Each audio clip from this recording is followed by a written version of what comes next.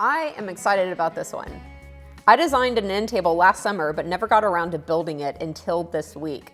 I've been wanting to replace the end tables in my living room, so that was the inspiration. The base is made from solid walnut, while the inside is a square pyramid that looks like a solid piece of marble, but it's actually wood with epoxy making it look like that. Let me show you the whole process. I started off building the base of the tables first. I'll be making two for my living room, so everything you see me do, I repeat twice. I'm using solid walnut to create that beautiful contrast with the white looking marble, and first ran my boards through the joiner to get a straight edge, then to the table saw to rip them down. At this point, I'm only cutting my boards in half because I'm needing to glue them together to build up the thickness I want for the pieces. Next, I applied a very liberal amount of weldwood wood glue, then stuck my two pieces together. I'm using my Armor workbench with the dog holes here to help with the center stretch. I used a fence to push the two boards up against to keep them aligned, then the self-adjusting clamps up and down the table. On the ends, I used F-style clamps or squeeze clamps. Honestly, I had 3 of these long boards to glue up and brought out every single clamp I owned to accomplish it. Yeah, that's funny. After seeing a consistent line to squeeze out, after only applying to one side, I stuck with that method. I left all of that to dry for about 2 hours, then started processing them to their final needed dimension. I started by using the cut list I made for this project and cutting my long boards into smaller lengths needed. If you'd like a set of plans, they are available on my website. Once things were at a manageable size, I took everything over the joiner and flattened one edge again. This way I could rip it to the final width over at the table saw. By the way, these micro jig smart hook blocks are great. They not only have a non-slip gripping surface, but also are the only push blocks on the market with auto retracting heels. Okay, now that I have square stock, let's start cutting in joinery.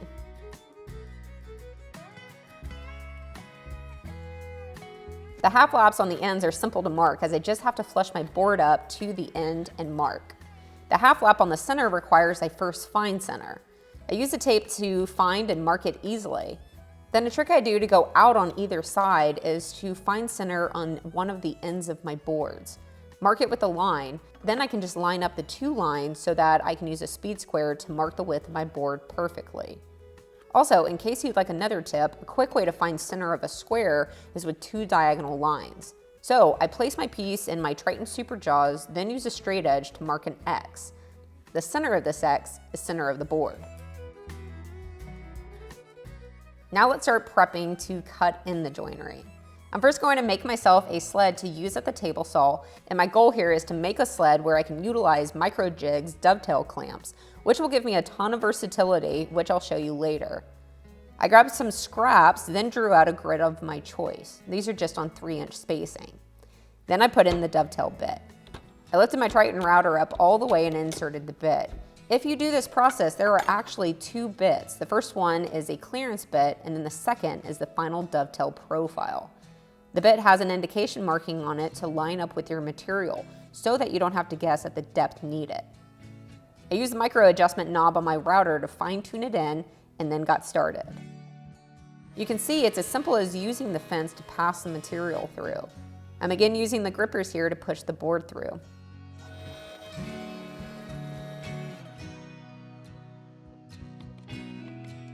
With that made, now I just need to mount it on a track that fits my table saw.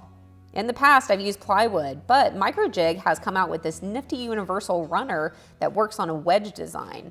It's made up of 2 parts that's narrow and then can expand out. This way it can fit perfectly in any T-slot. Once I got my fit just right, I attached my sled to it, and I was finally ready to start making cuts. I grabbed my first piece and used it to set the depth of my blade. I'm first going to cut in all of my half laps, so I worked the blade up just to my line, rotating it slightly to make sure I had it at its highest point, then locked it in place.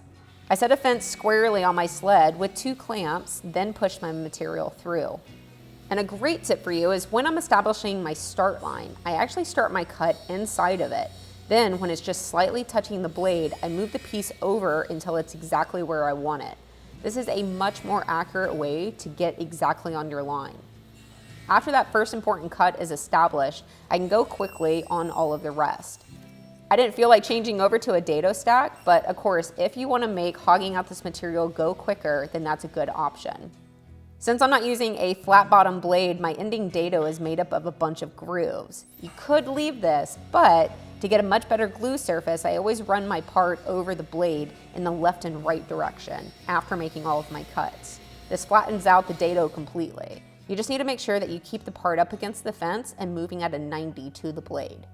I always like to test fit my parts as I'm making them, just to make sure that they fit well before moving on. And that is exactly how it's supposed to look, which is a great feeling. If you were to put them together and the parts not be exactly flush, then more material would need to be removed. The same goes for the half laps that fit into the shoulder dado. The top end should be flush with the cross piece and the two surfaces should be flat. All right, and that is all of the half laps cut. The last joint to cut in is the bridle joint, which requires my pieces to be stood up on their end when passed through the table saw blade. To do this safely, I grabbed some scraps and made yet another jig. This one is 3 simple pieces that make up a triangle, which will allow me to clamp my tall piece in place to make the needed cut. I butted up against my 90-degree fence on the back side, then clamped it down with my dovetail clamps on the front. I took my time on this setup to get the blade cutting just where I needed it, and then started making all of the establishing cuts first. I did this by clamping a part in place on my sled, then pushing it through. After I pulled it back, I would unclamp the part and flip it 180 to make the same exact cut on the opposite side. After those two were cut, I would unclamp and flip the part over end this time, and repeat the same process on the side. This way I'm making all 4 cuts needed on this part before making any adjustments on the saw blade or sled, ensuring that they're all going to be the same. Next, I unclamped my jig and laid my part down on my sled to cut off the excess material.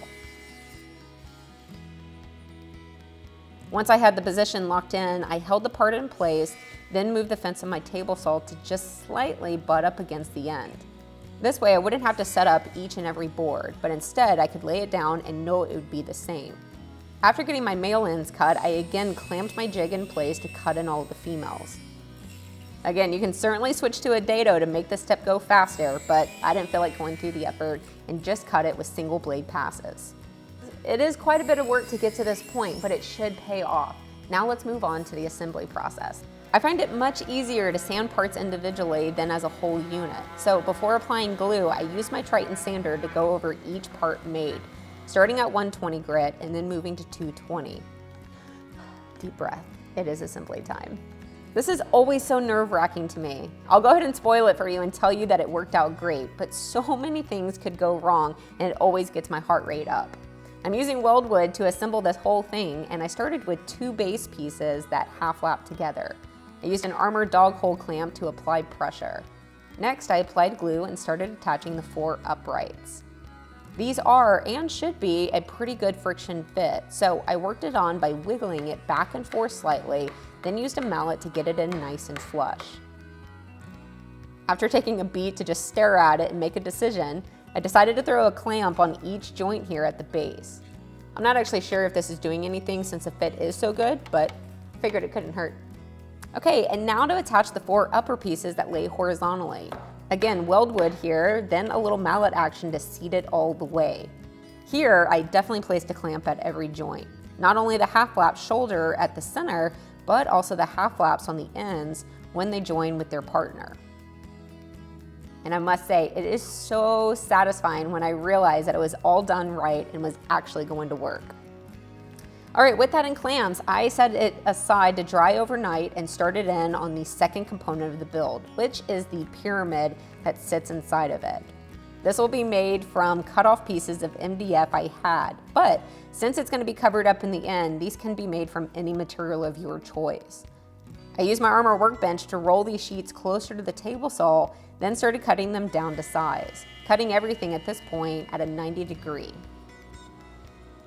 Again, if you'd like a cut list for this project, I have a set of plans available.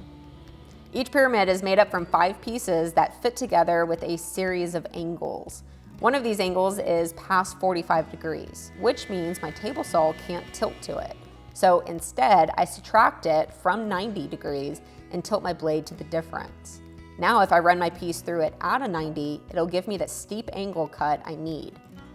You can see I'm using another shop-made jig here to make this operation safe. This will eventually be the top, so all 4 sides need to be cut with the same angle. I used 2 clamps to hold it to the jig when pushing it through the blade. And man, tell me those angles aren't gorgeous. The side pieces were a little trickier because it's a long taper as well as an angle. My piece was too long to use the other micro jig sled I built earlier, so I built another one with tracks in it, but this time I made it much taller and more slim. The edge of the sled has the needed angle cut into it so that I can take my piece, line it up to the front and back to that top edge of the sled's angle. Now I can just clamp it down with the dovetail clamps, push it through, and cut off the excess. I flip it around, reline up everything on this side, clamp it down, and cut. And that, my friends, is exactly what I was going for. It's always great once you figure out the needed process. Then you can get into a groove and repeat without the worry of not knowing if things will work. Since I'm making 2 tables at once, I repeated to make 8 triangle pieces total. You'll see I'm wearing my Stealth Mask respirator. Don't forget, I have a 10% off code if you'd like a comfortable mask that does a great job at expelling the hot air from breathing. I can wear this thing for hours without even thinking about it. For the heck of it, let's go ahead and grab 2 pieces and test it out. Oh yeah, that is awesome. Now let's turn these pieces into marble. I'm gonna be using a kit from Total Boat, which comes with the 2-part epoxy needed, plus the 3 color pigments. I started this process by taping off the edges, then laying them side by side. My thinking was to have the marbling veins running seamless from piece to piece, which is why I cut them to their final shape first. I placed them really close together, again, hoping to achieve a seamless look. The first thing needed is to seal off the MDF with a seal coat. This is a thin layer that will prevent the MDF from absorbing a lot on the next coat, and also prevent the material from outgassing and creating bubbles. I tinted it white, but this is my first time doing this process, and while it looked white in the bucket, I realized it wasn't when I started to pour it. No problem though, this layer doesn't necessarily need to be white, so it's just good practice. I poured it out and spread it around evenly. This epoxy is wonderful at leveling itself, so take your time and level your work area before getting going. After letting that sit overnight, it's time to do the pour that really mattered, the white flood coat. This time, when I mixed up the epoxy and poured in the white pigment, I made sure it was white. Instead of relying on the coloring when looking in the bucket as a whole, I picked up some on the stir stick and looked at it as it fell off. This will show you how tinted it really is. Because there are a few more steps involved in this process, instead of pouring everything at the same time, I broke it up. Once you start pouring, you have about 20 minutes to do this from start to end, so just keep that in mind. I would pour all of the white and then spread it out until the MDF was covered. Oh, before I poured in the white pigment, I poured a little bit of clear, mixed up epoxy in 2 smaller containers, then added light gray and black pigment to these.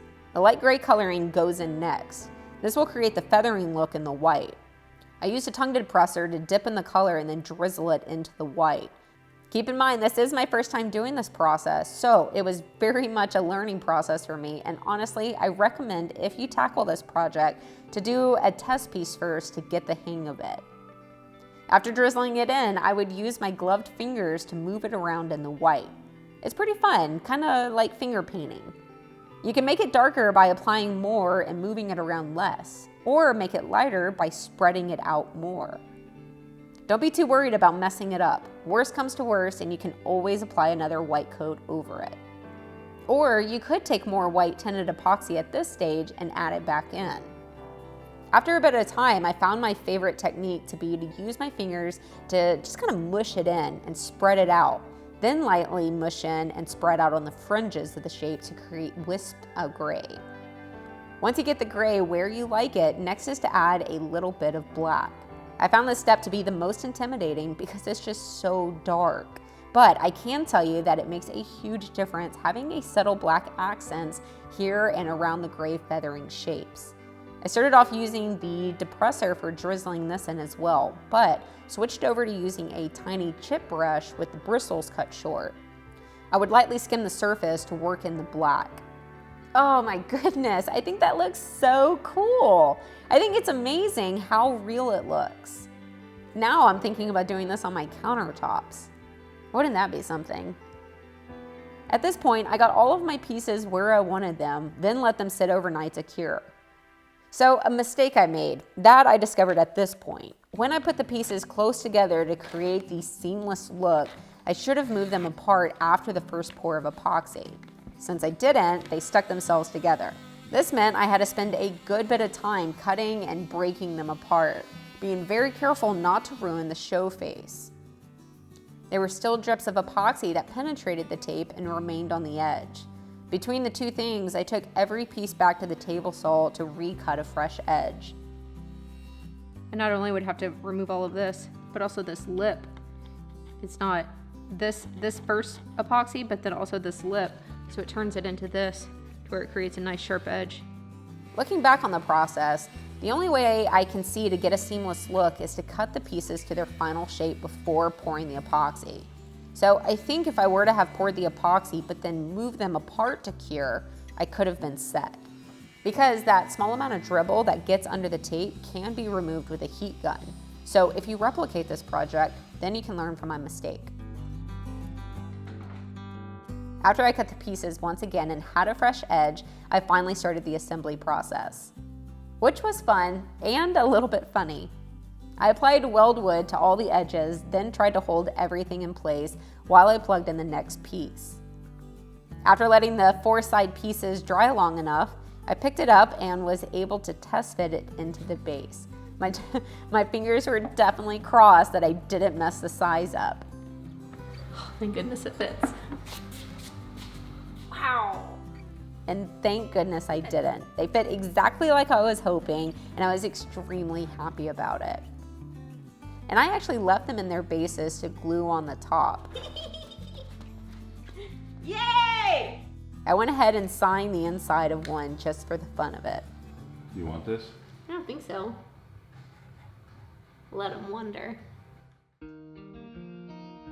Adding the epoxy did change the 100% perfect fit of the pieces, which created a slight seam on the top.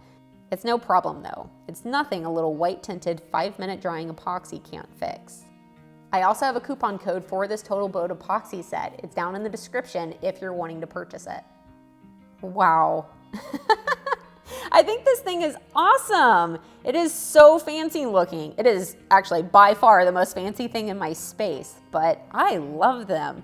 I love the marble effect in itself, but I absolutely love it against that walnut base. What do you guys think? Would you guys think it's real marble if you didn't know any better? I really hope that you've enjoyed this process. I learned a tremendous amount on this project, and I really hope that y'all enjoyed coming along with me on it. Don't forget that I have links for you on everything I used in the video down in the description, as well as coupon codes to save if you're looking for gear that I've used. I will see you on whatever I'm building next.